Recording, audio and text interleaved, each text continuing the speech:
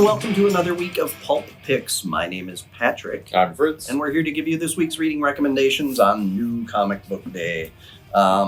We've got a couple number ones and then an ongoing series. A couple of these are dark and have to do with murder, and that seems to be a pretty common theme with the books that we pick.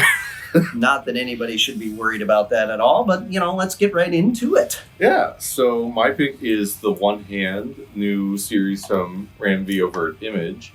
So the deal with this series, it's kind of like, you start off thinking it's your kind of like standard like noir, like detective, murder, mystery kind of title, and it is. But like there's a bit of a twist, like this detective, he's like twice now we find out had to like solve this like serial killer case. Like got guy the first time seemed to be done airtight. But then like a couple years later, guy seems to be back. Like someone else is doing these like killings, catches that person too. Now he's on the eve of retirement, and it's happening again. Like literally eating the retirement cake. Yeah, like I think it's possible at one point, just like you literally just ate the frosting. Like, come on, man. Like what are we doing here? And so it's about him being like dragged back into this world. Like he was just about to escape. Like he's like talking with like a medical expert at the beginning. It's just like, hey, you think you're like in a good place? You can retire and all that. And she's like, yeah, no, sure, it's fine. Yep. And this happens, and like immediately becomes like hyperfixated. Like just like this is my life now. I'm back to doing this again. Like and I don't know. I love. I've had a bunch of stuff from Ram V on here. Like everything he does, I love. Yeah, Rare Flavors. Yeah, has been fantastic. Rare Flavors, Detective has been on here a bunch. Yep. I'm looking super forward to next month. He's got his new mech series, Dawnbreaker, coming out. Yeah, we just did the final order cutoff for that. Yeah, which, spoiler alert, will probably also end up on here. Yep. But this one, I love getting to see him do this kind of more like noir, and it's got like a fun little like sci-fi flavor to it too. Yes. Like that, I don't know, the way it's incorporated, it's not overwhelming. It's not just like, oh, it's the future, flashing lights in your face all the time. Right, like, we were both saying it took a little while to pick up on that. Yeah, like it's got this like, it's the future, but there's also these kind of like retro elements to it that I really like. It's like, sounds like a nice like peanut butter jelly sandwich. Yeah, it's got kind of a Blade Runner. Yeah, and like Lawrence Campbell's art is great. Very good. Like his use of shadows for stuff is like amazing. I love it. But yeah, he's got to solve this murder. The issue ends with him discovering a certain wrinkle that's a bit different from the previous two times, which leads into, so this is actually one of two titles. They're just going to have a companion tale coming out, I think, next week. It's either next week or the week after, called The Six Fingers, which is this story from the perspective of the new serial killer. Yeah, I really love that concept. Mm-hmm. It's so cool. I've actually kind of wished for that in other stories. No, and like that's going to be written by Dan Waters. They've been doing a lot of like the backup stories in Detective with Ram. They've had a bunch of their own good stuff, I believe. What's the one that came out last year that was really good? Like the Seasons Will Kill You or something like that. Oh yes. Yeah, that one was really good. And like so you've got like two of the best like can we call them up and covers? I feel like they're pretty established at this point. Well established, yeah. But like you got two guys, they're at the top of their game. Stalwarts. Maybe not quite that. Not quite there yet, yeah. But like they're at the top of their game. It's just like a neat concept. I can't wait to see like how like they kind of like play off each other between titles, like finding out something in one that like people in the other book don't know about, this kind of thing. Like, I don't know. I'm super excited about that. But yeah, speaking of super cool indie titles that involve serial killers. Yes. Well, Beneath the Trees Where Nobody Sees, number 3 is my pick. And this title, I mean, it's been on fire. Issue number 1 first printings are going for outrageous amounts of money online now. So if you picked up, I think we did a restock on that one too. So we had a bunch come in. We sold a ton of it. We had to do a restock in issue 1. We just also got a restock in issue 2. Yep. So second printings of issue number 2. So if you've got those first printings of number 1, make sure that they're in a bag and board and kept somewhere safe. So this is busy town meets Dexter, right? That's kind of how we've labeled this. So it's cute animal world where the whole butcher thing kind of still gets me though, because it appears as though there's animals and anthropomorphic animals living in the world together. So like there are pig people who are eating pigs. I don't know. I guess we live in a world with monkeys and apes. So it's a real goofy Pluto situation. Yeah, it's kind of exactly. Yeah. Which is now like Pluto's a dog. What's Goofy? Yeah, he's not a cow. So anyway, the whole thing opens with the main character. We find out is a serial killer and a very effective one. Yeah, like she's been doing this for a while, long time. Got it down. Enjoys doing it.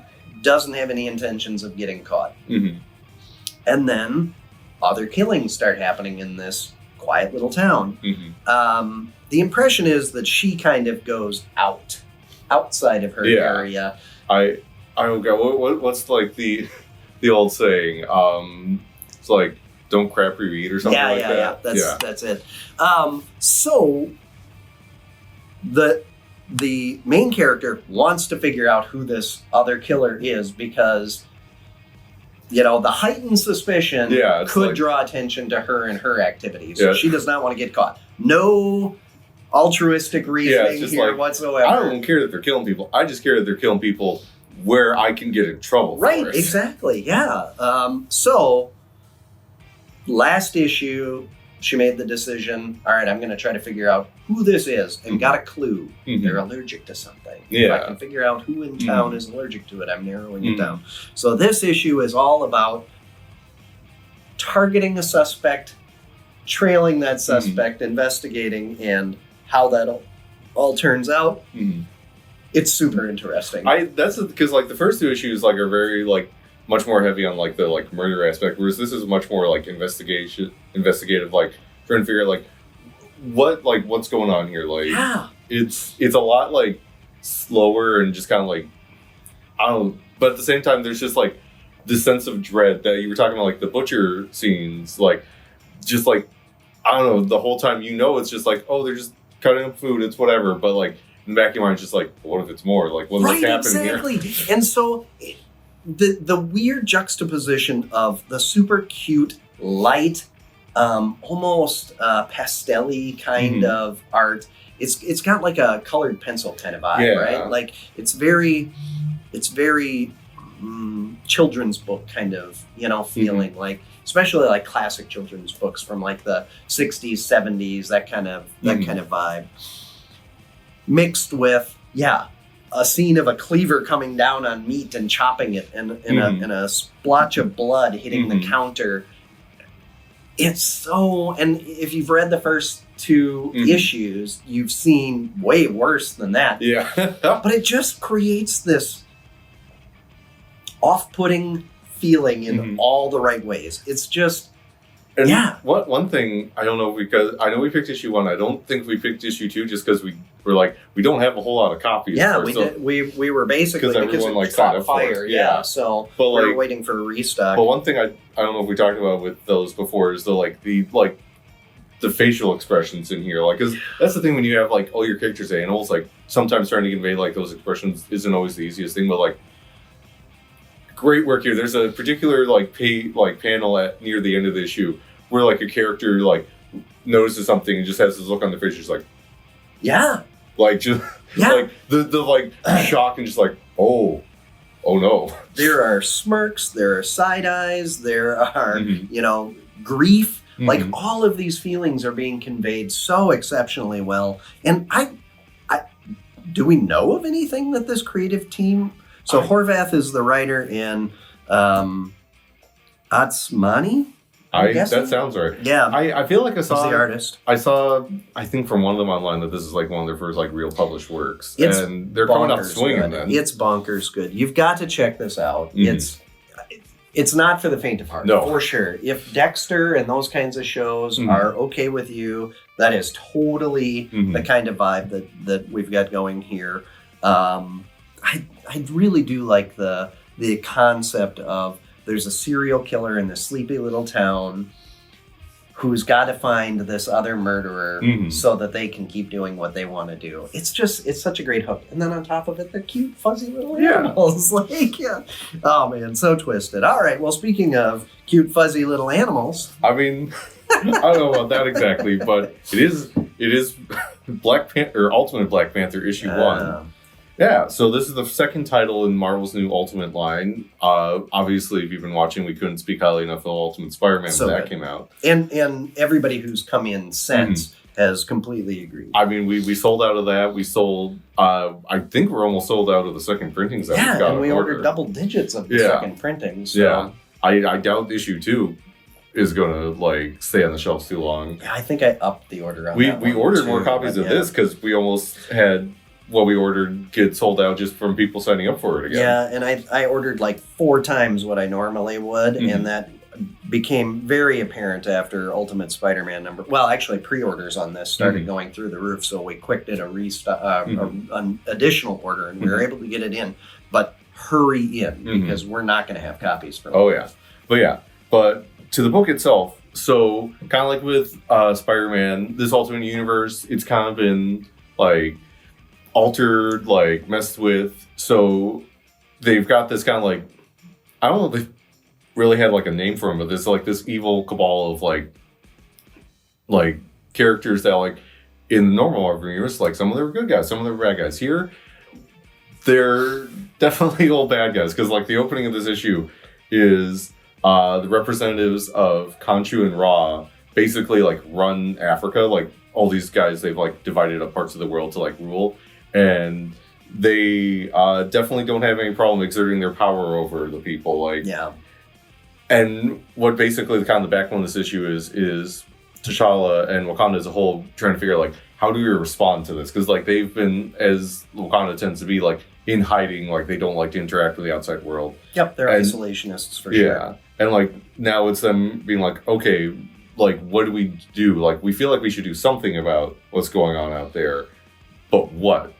And I love, it's kind of like we're going around meeting all the different like characters. Like some of them, like, I mean, there's a lot of characters that you're pretty familiar with from like 616, like Shuri's there, Yep. Okoye's there, and they've got like little twists on them compared to like the normal universe. But we also get like, there's like these like priestesses that we meet, and I'm not sure if they're like something that's been like in like the other comics before, but Yeah, like, Vodou Khan. yeah, they're Yeah. very interesting. Like they've kind of got like a Bene Gesserit thing going from Yeah. like Dune. Yeah. Yeah. Yes. Oh yeah. Yeah. Yeah. Like they're this like very powerful sisterhood that like no one's really sure what to do with it. Like they're clearly very powerful, but people also don't like them because of it. Right, yeah. So they imply that they've got the ability to commune with the gods. Yeah. And T'Challa is rejecting this. He's a Yeah. man of logic and science Mhm. and facts, and so he's turns out that T'Chaka is still around in this Mhm. one, and so he's going for advice, and the advice that he gets is really great. I really Yeah. love that back Mhm. and forth, and then seeing him try to implement the advice was really good Yeah. too. Another book where the art in it is conveying so much, because there are pages where you've got panels without hardly any dialogue, Mhm. and then there's some pages where there's quite a bit of dialogue, Mhm. and the balance in this book is done masterfully. Yeah, like Stefano Casilli on art is just phenomenal. There's like a particular action scene kind of like near the end that's just like fantastic. We get some characters showing up, doing their thing, and I instantly just want to know more about them, because like whatever their deal is, like compared to like their 616 versions, it's very, I'd say pretty different here. Like, yeah. So this is more like what I wanted the first Ultimate Universe to be, right? Yeah. This and the Spider-Man book, and where it's like, what if we took all the best parts and we did kind of a clean slate? And I know that there were many great things about the original Ultimate Universe and so forth, but I feel like the I don't know, the timing for the genre is better for this, because the storytelling is a little more.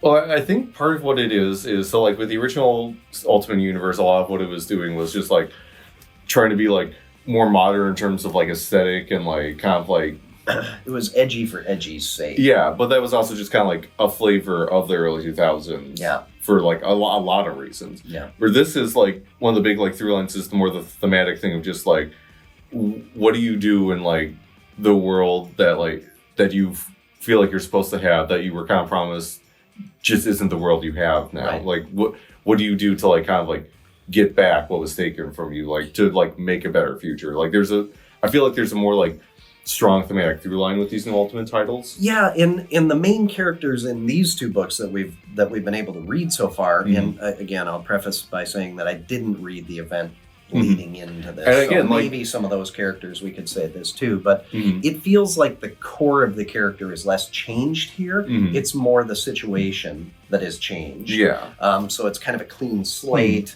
with a particular setup of the Maker and his cabal are kind of running things and stopped a lot of superheroes from ever existing.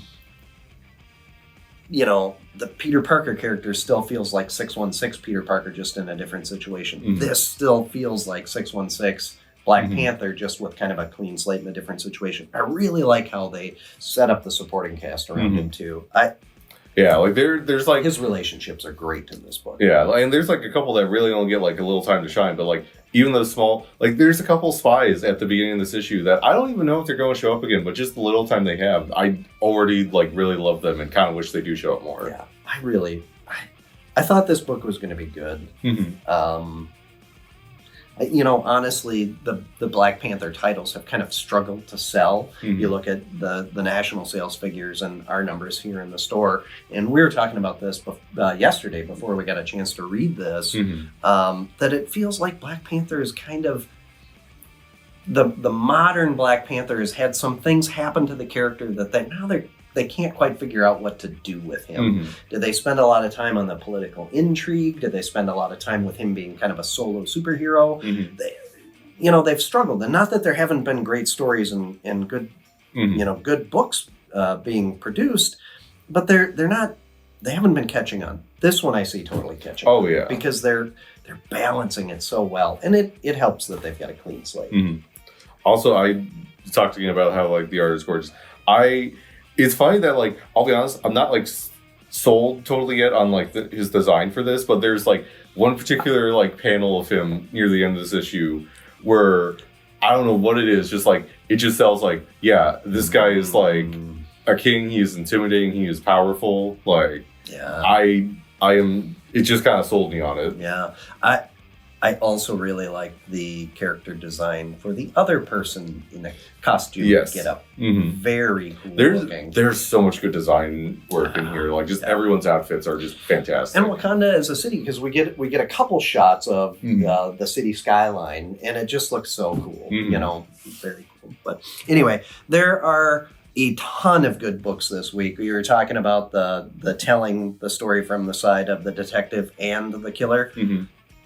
The new Batman issue has Joker Year One starting, so it's telling the beginning from Joker's point of view, which is twisted and demented, and he's hearing voices, and oh my god, it's so good. You got to check that out too. There were a bunch of good ones. Thundercats came out this week. Like we said, we've got the second printing of Beneath the Trees #2, and then a bunch of Marvel staples: Avengers, Captain America, Doctor Strange, Birds of Prey for DC. Yeah, all the DC and Image stuff is here on time, so you don't have to worry about that. Yeah, and it's a medium heavy sized week, so it's pretty typical. Oh, so we do have to give a shout out to best title and cover this week is easily DC's How to Lose a Guy Gardner in 10 Days. It's so funny. Their new Valentine's anthology special. Yep. Yeah, so be sure to get in here and check it out for yourself. If you can't get down, we've got the website and the Comic Hub app. Check out pulpcg.com, and you can do your orders on there to make sure that you don't miss out on anything. Like, follow, subscribe, check us out on social media. Be back here next week. In the meantime, leave your comments, enjoy the reading, and we'll see you on the flippity flop.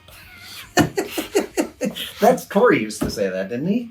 Something like that. I feel like he said something like that at some point. All right. Well, have a great week. We'll see you next time.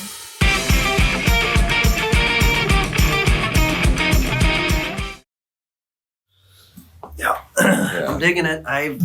Damn you, Marvel! I didn't want to like the Ultimate Universe.